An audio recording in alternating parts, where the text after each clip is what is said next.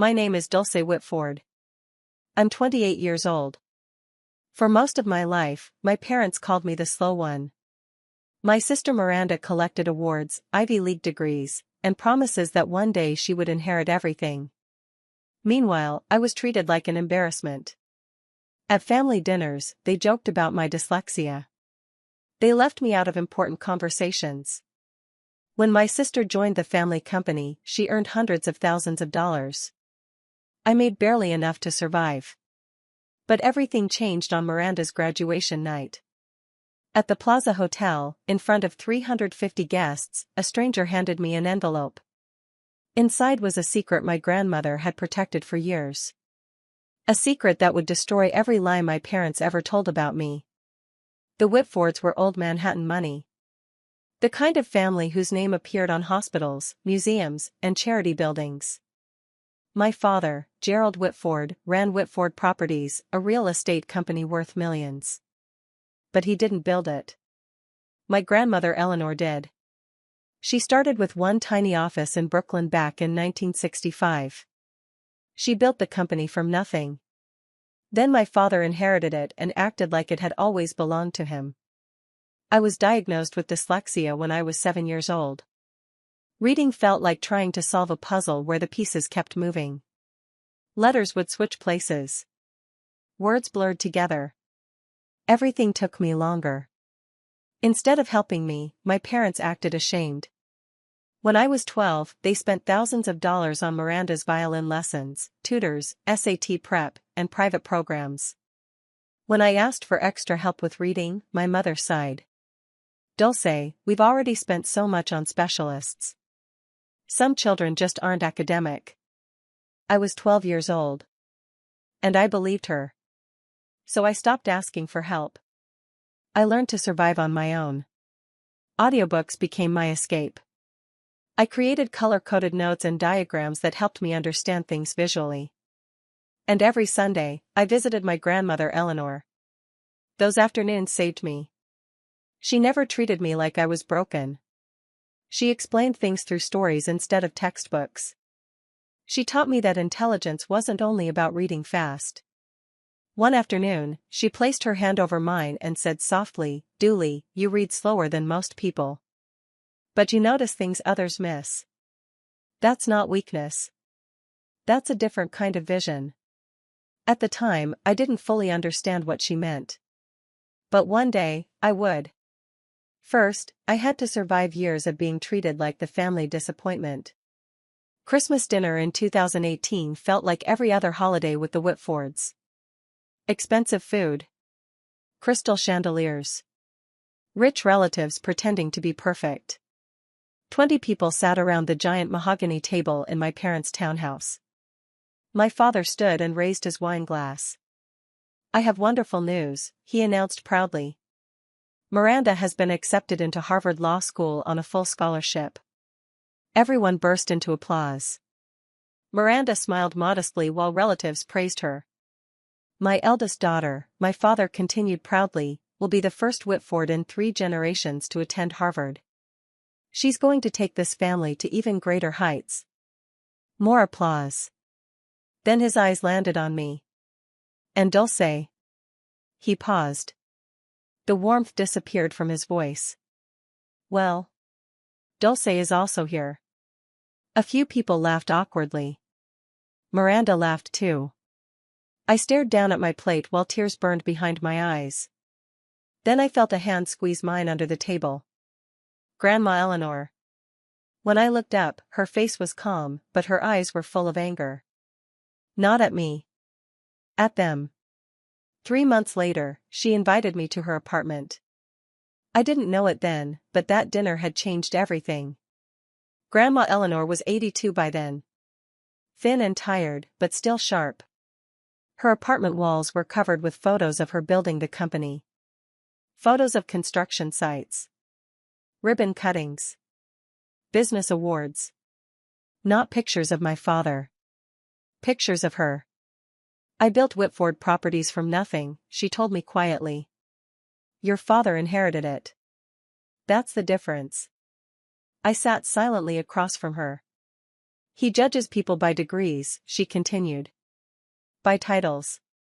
By appearances. Then she looked directly at me. I judge people by how they treat others who can't fight back. Her voice softened. You're the only truly kind person in this family, Dulce. Then she handed me a small wooden box. Keep this safe, she said. Don't open it yet. I frowned. What's inside? You'll know when the time comes. Before I could ask more questions, she changed the subject. 18 months later, she died from pancreatic cancer. I sat beside her bed in hospice and held her hand while she took her last breath. No one else from the family stayed there with her. After the funeral, I placed the wooden box in my closet and tried not to think about it. In 2022, after graduating from a state university, I applied for a job at Whitford Properties. Not Harvard. Not Yale. Just an ordinary school. My father hired me as an administrative assistant. Salary, $42,000 a year. That same month, Miranda joined the company as chief legal counsel. Salary, $280,000 plus bonuses. I spent my days making copies, scheduling meetings, and getting coffee for executives who barely remembered my name. But I watched everything carefully. And slowly, I realized something important. Because I processed information visually, I noticed patterns others missed. I could see relationships between people, money, and business deals almost like diagrams in my mind. Grandma Eleanor had noticed that skill years ago. One Sunday, she had spread old company contracts across her kitchen table and taught me how to study them differently. Your father reads contracts like a lawyer, she once told me. He looks for what he can control. Then she tapped the papers in front of me. You read them like an architect. You see how all the pieces fit together. That skill became my secret strength. Then came April 2024. The email arrived on a Tuesday afternoon. Position restructuring confidential. My hand shook as I opened it. They were firing me. My position would be eliminated in July. That evening, I stayed late organizing files while my parents talked in my father's office nearby. They didn't know I could hear them. We can't have her here when Miranda takes over, my father said coldly. It looks bad. What kind of questions would people ask? My mother asked quietly. Why she's not successful. Why she's the way she is. My chest tightened painfully. My mother sighed. We did everything we could for her, Gerald. No, he replied. Some children simply don't have what it takes. I stood frozen outside the wall. Not because I was losing the job. Because I finally understood the truth. They never believed in me. Not once. The next day was Miranda's graduation celebration at the Plaza Hotel. The ballroom looked like something from a movie. Crystal chandeliers. Orchestra music. Rich guests everywhere. I wore the nicest dress I could afford. Black, simple, inexpensive. My mother stopped me before I reached my table. Her eyes scanned my outfit with disappointment. This is what you're wearing. It's all I have. She adjusted her bracelet. You'll sit at table 27 near the service entrance. And please, don't draw attention to yourself tonight. Then she leaned closer. This is Miranda's night. Don't embarrass us. I sat alone near the back of the ballroom while my family celebrated my sister like royalty. Then I noticed a silver-haired man standing near the entrance. He wasn't talking to anyone. He was watching me. At 8:30, my father stepped onto the stage. Tonight, he announced proudly, I'm celebrating not only Miranda's achievements, but her future. Miranda joined him under the spotlight. Effective immediately, Miranda Whitford will inherit my entire estate one day, including our family home and control of Whitford Properties. The room exploded into applause. I sat frozen at table 27 while everyone celebrated my replacement. Then the silver-haired man started walking toward me. He stopped beside my chair. Miss Whitford? Yes? My name is Jonathan Ellis. I was your grandmother's attorney. The words hit me hard.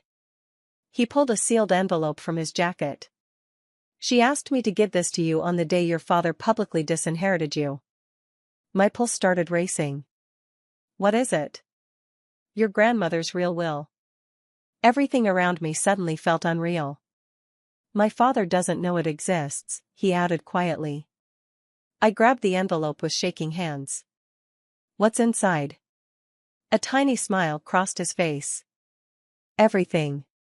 I rushed into a quiet hallway near the kitchen and broke the seal open. Inside was a legal document signed by Grandma Eleanor in 2019. I read slowly, forcing the words into focus. Then I saw it. To my granddaughter Dulce and Whitford, I leave 51% of my shares in Whitford Properties. I stopped breathing. 51%. Controlling ownership. The company. The will continued. Dulce has been excluded and denied opportunity not because she lacks ability, but because she lacked support. Tears filled my eyes. Then I read the line that shattered me completely. Dooley is not slow. Dooley was abandoned. I pressed the papers against my chest and cried silently in the hallway. Grandma had seen everything. Everything. Then I noticed another section. There was a condition. I had 72 hours to request an emergency board meeting. If I failed, the will would become invalid. Jonathan Ellis found me a few minutes later. She gave you a deadline because she knew you, he explained softly. Without one, you might talk yourself out of fighting back. I looked toward the ballroom where my father and sister were smiling for cameras. If I do this, I whispered, they'll never forgive me. Ellis nodded. Probably not. I swallowed hard. But if I stay silent, I lose myself. He said nothing. Because we both knew it was true. That night, I finally opened the wooden box Grandma Eleanor had given me years earlier. Inside was another letter. And evidence. The letter explained everything. In 2018, my father had secretly tried to reduce Grandma Eleanor's voting power inside the company so he could control everything himself. The board had stopped him. Grandma never forgot it. And she never forgave him. There was also a USB drive containing recordings and official board documents proving it all. At the bottom of the letter, Grandma had written, "Use this wisely, Dulce. Not for revenge. For justice." The next morning, I called Margaret Coleman, one of the oldest board members. Grandma Eleanor's close friend. Margaret already knew about the will. She trusted you, Margaret said. That's why she prepared all this. I asked if she would support an emergency board meeting. "Oh, sweetheart," she replied. "Your father has made more enemies than he realizes." By that night, the meeting was officially scheduled. May 18th. 10 a.m. Whitford Tower. The next day, Miranda called me furious. "What did you do?" "I don't know what you mean. Dad got notice about the board meeting. Margaret Coleman hasn't requested one in years." I stayed calm. Maybe people have concerns about company leadership. Her voice sharpened. "If you're trying to embarrass us." "I'm just doing my job, Miranda." She hung up immediately. That afternoon, my father stormed through the office yelling into his phone. "Dulce isn't a threat to anyone," he snapped angrily. "She can barely read a spreadsheet." For the first time in my life, being underestimated worked in my favor. The morning of the meeting, I arrived at Whitford Tower wearing a borrowed blazer from my roommate. The security guard stopped me outside the boardroom. "You're not authorized to enter." Before I could respond, Miranda appeared. She looked perfect as always. Expensive suit. Perfect hair. Calm smile. "What are you doing here, Dulce?" "I have business with the board." She laughed softly. "You work in the copy room." Before I could answer, my father approached. "Go back to your desk," he ordered coldly. "This doesn't concern you." Actually, another voice said, it does. Margaret Coleman stood in the doorway. I invited her. My father's face tightened with anger. But he couldn't stop me now. Inside the boardroom, 12 directors sat around a long walnut table. Grandma Eleanor's portrait hung above the fireplace. Watching. Waiting. Board Chairman Robert Hartley opened the meeting.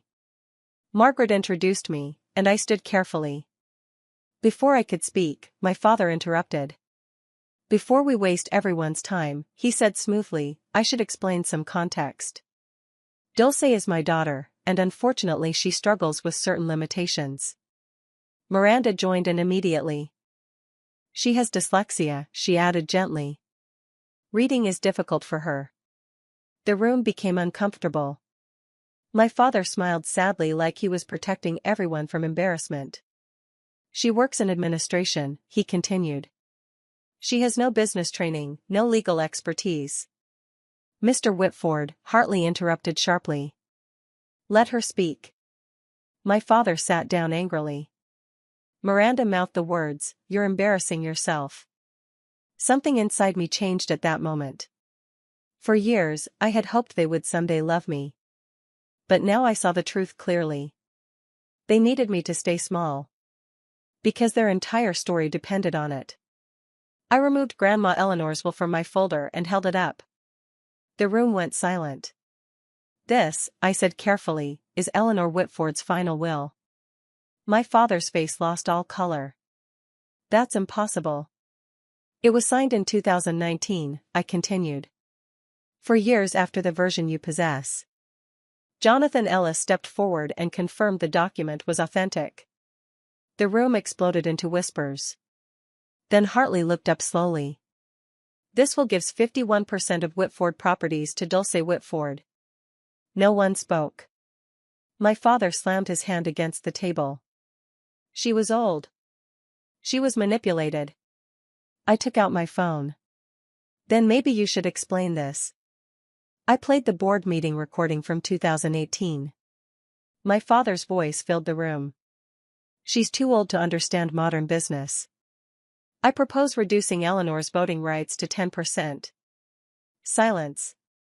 Absolute silence. My father looked trapped. Hartley asked me to continue reading from the will. I swallowed hard. Dooley is not slow. Dooley was abandoned. My voice shook, but I kept going. She has been denied opportunity because of prejudice, not inability. Miranda stared at the table. My father looked like he'd been punched. Then Jonathan Ellis confirmed the truth officially. As of this moment, he said clearly, Dulce Whitford is the majority shareholder of Whitford Properties. For the first time in my life, my father looked at me with fear. Miranda quickly recovered enough to attack. Even if this is real, Dulce has no experience running a company. I'm not asking to run the company, I replied calmly. Then I turned to the board. I'm asking for accountability. I presented the old board documents proving my father had tried to strip Grandma Eleanor of control years earlier. Margaret confirmed it. Everything was true. Finally, Hartley looked around the room. Miss Whitford, he said carefully, as majority shareholder, you now have the authority to make motions before the board. My heart pounded. This was the moment. The power to destroy my father sat in my hands. But I remembered Grandma Eleanor's words. Not revenge. Justice. I request a vote of confidence, I announced. The room shifted in surprise. Miranda stood immediately. This is insane. No, I replied calmly. This is corporate governance. I looked at my father. If the board still believes in his leadership, he keeps his position. Then the vote began. 4 voted to keep Gerald. 7 voted no confidence. 1 abstained. The motion passed. My father had 30 days to resign. No one moved. No one breathed. Then Gerald slowly stood up. He looked at me differently now. Not with pity. Not with dismissal. With realization. He had underestimated me for so long that he lost everything because of it. Without saying a word, he walked out of the room. After the meeting ended, my parents cornered me in the hallway. My mother was crying. My father was furious. "You destroyed this family," he hissed. I stared at him calmly. "No. I told the truth. You manipulated my mother. She saw exactly who you were." My mother stepped closer. "We were trying to protect you, Dulce." That hurt more than the yelling. "You didn't protect me," I said quietly. "You erased me."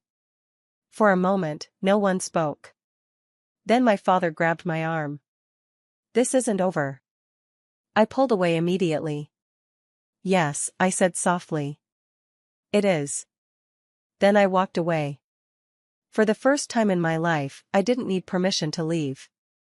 A month later, Gerald officially resigned as CEO. The board offered me a position as strategic advisor. Suddenly, people inside the company who had ignored me for years wanted to talk. Executives wanted meetings. Coworkers suddenly remembered my name. But one message mattered more than all the others. It came from Patricia Morales, my grandmother's old assistant. "Eleanor used to say you saw things others missed," she wrote. "Now I understand what she meant." I saved that message forever. Then the story became public. Business journals covered the shocking leadership change inside Whitford Properties. My parents stopped appearing at social events. Their perfect image cracked. And for the first time, people started asking questions about how they treated others. But I didn't celebrate their humiliation. I just moved forward. A few weeks later, my mother called me. She wanted to meet alone. At the coffee shop, she looked exhausted. Older somehow. "What do you want?" I asked carefully. "To apologize." The word sounded painful coming from her. "For everything." I looked at her silently. "Are you apologizing because you're sorry," I asked, "or because things changed?" She started crying. "Both." At least she was honest. "You let him humiliate me for years," I said quietly. "I know. You never defended me." "I know." For the first time, she didn't make excuses. That mattered. I wasn't ready to forgive her completely. But maybe honesty could become a beginning. Months later, Miranda asked to meet too. She looked nothing like the perfect golden child anymore. She admitted she had started therapy. Being the favorite child wasn't freedom, she confessed quietly. It was pressure. Dad expected perfection every second. Then she looked at me with tears in her eyes. "And I let them hurt you because I was afraid of becoming the next target." I nodded slowly. "You didn't protect me." "No," she whispered. "I protected myself." At least she finally admitted it. We sat together quietly beside the fountain in Central Park. Two sisters who had grown up in the same house but lived completely different lives. "I can't go back to the way things were," I told her. "I know. But maybe we can build something new." She smiled through tears. "I'd like that." 6 months later, I moved into my own apartment in Brooklyn Heights. Small but beautiful. From my window, I could see the bridge Grandma Eleanor once crossed on her way to that first tiny office back in 1965. At Whitford Properties, I created a new department focused on sustainable buildings and environmental projects. For the first time, I was doing meaningful work. Real work. Not because someone handed it to me. Because I earned it. My father called once a month now. Awkward conversations about weather and work. We both avoided the past. Maybe someday we would face it honestly. Maybe not. My relationship with my mother slowly improved too. Careful lunches. Honest conversations. Small steps. Miranda and I started meeting for coffee regularly. We were learning how to become sisters for the first time. And every evening, Grandma Eleanor's portrait watched over my apartment wall. Sometimes, when sunlight hit the frame just right, it almost felt like she was smiling at me. Looking back now, I finally understand something important. Grandma Eleanor didn't leave me the company because I was smarter than Miranda. She left it to me because she trusted my character. My father believed worth came from degrees, titles, and appearances. Grandma believed worth came from kindness. From courage. From how you treat people who can't fight back. For years, I believed dyslexia made me weak. Now I know it shaped the way I see the world. It taught me patience, creativity, observation. The same things my parents mocked became the exact skills that helped me survive. And maybe that's the real lesson. Sometimes the people who underestimate you are the ones who never learned how to truly see. If you've ever felt invisible, overlooked, dismissed by the people who were supposed to love you, remember this. Your worth does not depend on whether they recognize it. You don't need their permission to believe in yourself. And sometimes the bravest thing you can do is stop begging people to see your value and finally see it yourself. That was the real inheritance my grandmother left me. And no one can ever take that away. If this story moved you, don't forget to like the video and subscribe to the channel for more real-life stories like this. And tell me in the comments, what would you have done in my place?